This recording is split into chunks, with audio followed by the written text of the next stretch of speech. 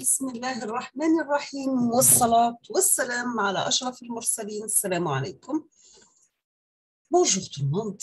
Dans cette vidéo, Inch'Allah, راح ندير معاكم la suite. C'est la vidéo normalement numéro 4 في l'introduction to MATLAB. شفنا la première vidéo introduction de MATLAB, la deuxième شفنا les commandes de base en MATLAB, la troisième vidéo شفنا les matrices dans MATLAB. Aujourd'hui, Inch'Allah, راح نديروا le filtrage de matrices. Donc, c'est toujours avec les matrices dans MATLAB. Donc, nous avons que la fonction find, F-I-N-D, permet de trouver les éléments d'une matrice qui respecte un certain critère. Cette fonction renvoie un vecteur colonne qui contient les numéros d'ordre des éléments recherchés. Par exemple, si nous avons une matrice grand A qui contient les éléments suivants. 8,7, 7,1, 2,4, 8,4, 6,1 la première ligne.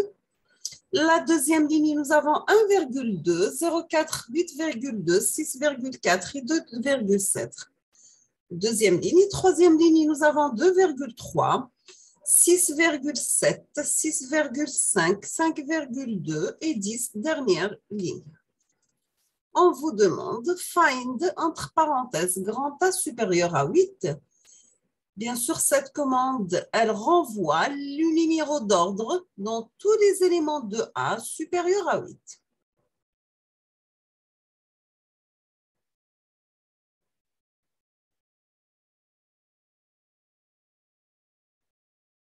D'accord? Donc, find A, vous aurez les éléments suivants. On peut ensuite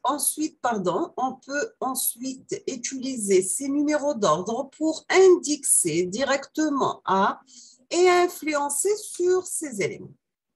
Par exemple, donc vous avez la matrice A qui contient les éléments suivants. On peut mettre à 0 tous les éléments de A supérieurs à 8. Donc, vous aurez les éléments de A supérieur à 8. Donc, exemple 8,2, 10, ça va être remplacé par 0. Ou bien, on peut aussi faire plus court, A entre parenthèses, find A supérieur à 8 égale à 0.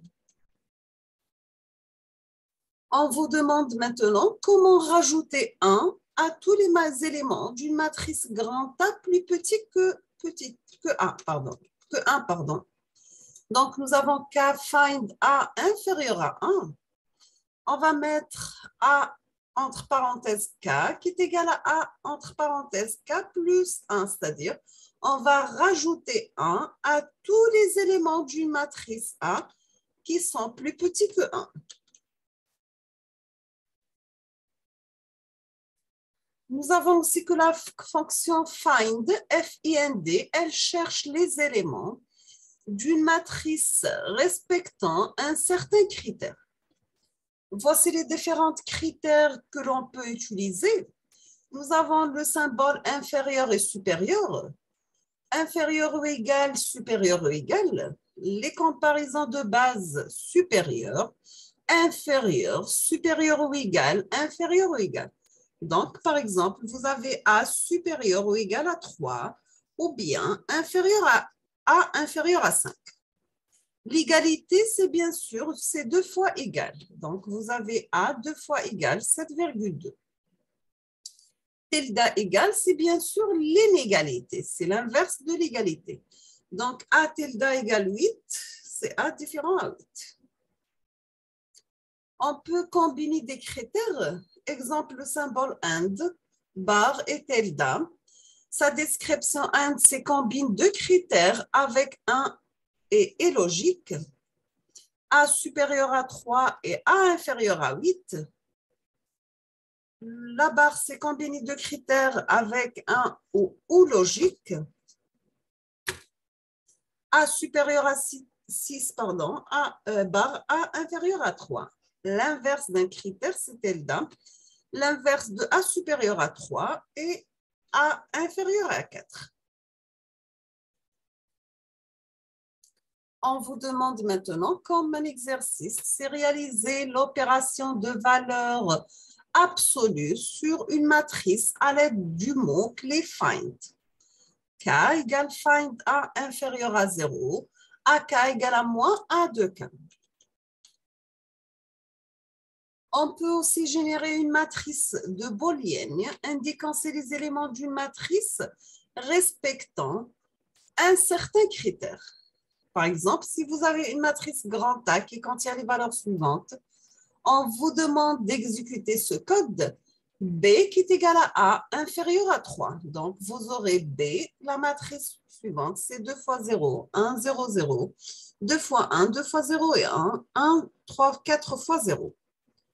1, 1 dans B indique que la case correspondante dans A respecte le critère. 1, 0 indique qu'elle ne le respecte pas. Donc, A inférieur à 3. 8,7, ça ne respecte pas le critère, donc c'est supérieur à 3, on va mettre 0. 1,2, c'est bien sûr, il respecte le critère, il est inférieur à 3, donc on va mettre 1, ainsi de suite. Un autre exercice, on vous demande de réaliser les opérations de valeur absolue sur une matrice sans le mot-clé find, mais en utilisant les matrices de Booléen. Donc, vous avez K égale A inférieur à 0, K égale moins 2 fois K plus 1 et A égale l'ancienne matrice A, point étoile par K. Multiplication élément par élément. Maintenant, on va voir comment générer de nouvelles matrices. Nous avons que MATLAB propose des fonctions permettant de générer de nouvelles matrices. Exemple, nous avons des fonctions avec leur description et leur exemple, bien sûr. La fonction rand, entre parenthèses n,m, elle va générer une matrice remplie de nombres aléatoires entre 0 et 1, de n ligne et m colonne. Exemple, A est égal à rand 3,5. Once n,m, il va générer une matrice remplie de 1, de n lignes et m colonnes. Donc, vous pouvez mettre comme exemple grand A égale once 4,4. Zeros, n,m, c'est pour générer une matrice remplie de 0, de n lignes et m colonnes. A égale 0, zeros de 1,3. Maintenant, on va voir la concaténation des matrices.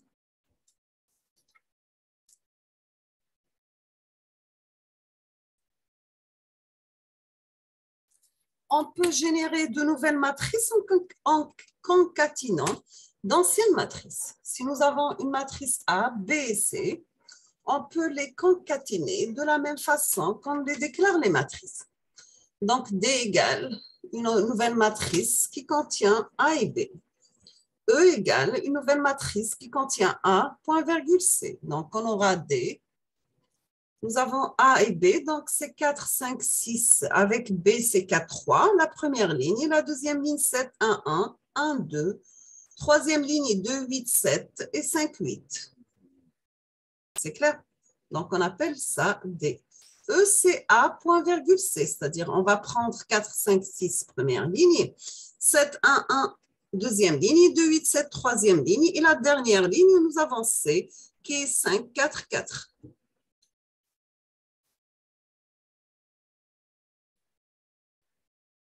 Maintenant, on va voir le mot-clé if, exécuter du code sous condition. Le mot-clé if,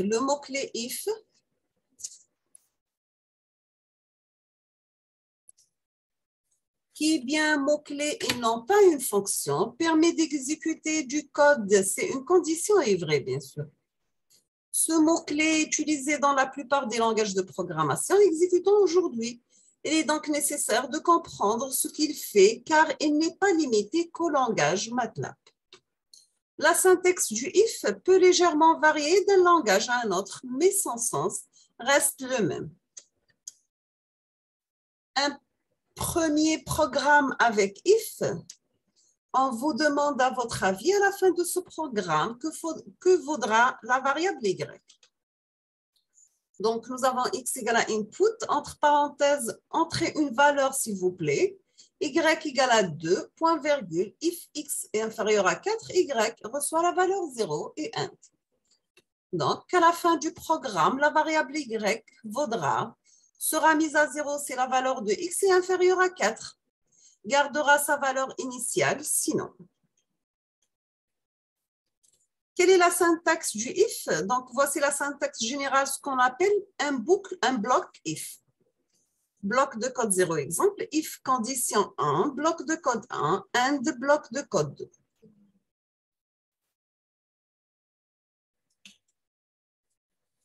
Bien sûr, tout le bloc de code 0 est lu et exécuté. À l'issue de son exécution, la condition 1 est évaluée. Si elle est vraie, le bloc de code 1 est exécuté, puis le bloc de code 2. Sinon, c'est uniquement le bloc de code 2 qui est exécuté.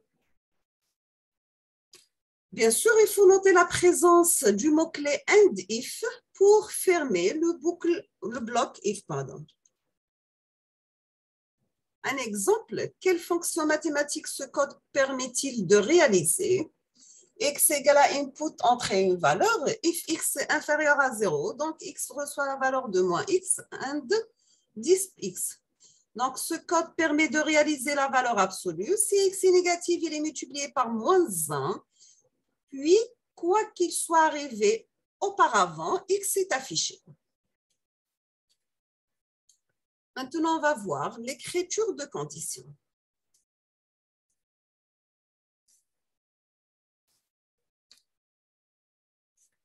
On peut utiliser différents symboles, comme on a vu avec la fonction find, pour construire une condition. Une différence existe cependant pour combiner les conditions. Le symbole 2 fois and, c'est sa description qu'il combine deux conditions avec un et logique. Exemple, A supérieur à 3 et A inférieur à 8. 2 fois bar combine deux conditions avec un ou logique. A supérieur à 6 et A inférieur à 3. Tilde inverse une condition. Exemple, x égale input, entrer une valeur, y égale input, entrer une autre valeur. If x supérieur à 0, 2 fois and, y supérieur à 0, display deux valeurs, entrées sont positives et on termine avec and, bien sûr, notre boucle if.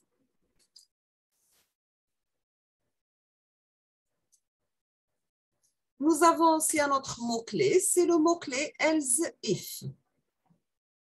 Le mot-clé else if qui accompagne toujours un if permet d'exécuter du code si les conditions de if ou des autres else if situés auparavant étaient fausses et que sa propre condition, elle est vraie.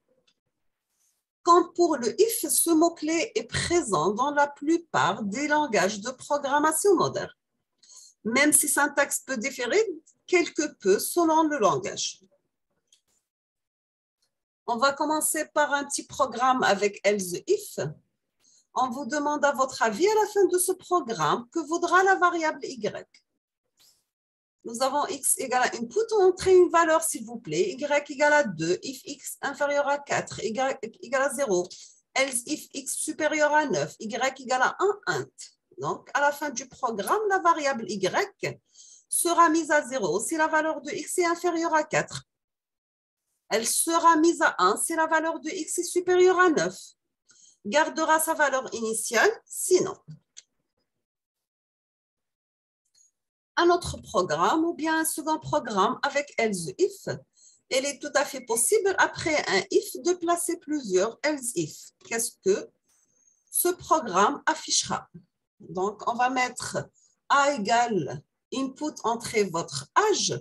C'est A supérieur ou égal à 110, vous êtes assez âgé. C'est else if A supérieur à 18, 10, vous êtes majeur. Else if A supérieur à 19, 10, vous pouvez conduire, accompagner. Et on termine avec int.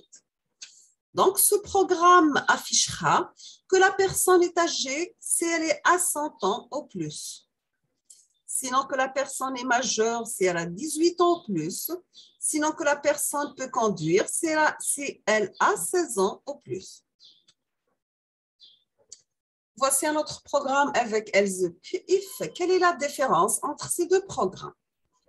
Donc, A égale input, entrez votre âge. If A supérieur à 100, 10, vous êtes assez âgé. C'est else if A supérieur à 18, 10, vous êtes majeur. Else if A supérieur à 7, 10, vous pouvez conduire et on termine avec un. Deuxième programme, A égale à input, entrez votre âge. If A supérieur ou égal à 110, vous êtes assez âgé. And if A supérieur à 18, 10, vous êtes majeur. And if A supérieur ou égal à 16, 10, vous pouvez conduire. And. Donc, nous avons dans le programme de gauche, le programme n'affichera toujours qu'une seule phrase ou rien du tout. À droite, il peut afficher 0, 1, 2 ou 3 phrases. Exemple, A égale à 110. Nous avons la syntaxe du if et else if. Voici la syntaxe générale, ce qu'on appelle un boucle if avec else if. Tout le bloc de code 0 est exécuté. Ensuite, la condition 1 est évaluée. Si elle est vraie, le bloc de code 1 est exécuté, puis le bloc de code n. Sinon, si la condition 2 est vraie, le bloc de code 2 est exécuté, puis le code de bloc n. Sinon, la condition 3 est vraie, le bloc de code 3 est exécuté, puis le bloc de code n. Sinon, si toutes les conditions sont fausses, c'est uniquement le bloc de code n qui est exécuté. Donc, vous avez bloc de code 0, if condition 1, bloc de code 1, else if condition 2, bloc de code 2, else if condition 3, bloc de code 3, else if and bloc de code 1.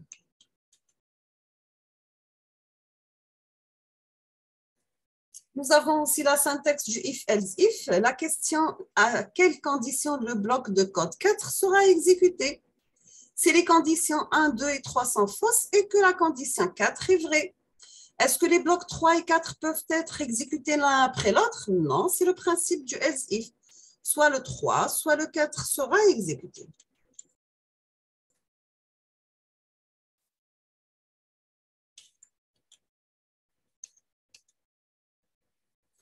On va s'arrêter ici. La prochaine vidéo, Inch'Allah, on va terminer la suite. Donc, je vous remercie infiniment pour votre attention. N'hésitez pas si vous avez des questions et à la prochaine vidéo, Inch'Allah. Merci beaucoup.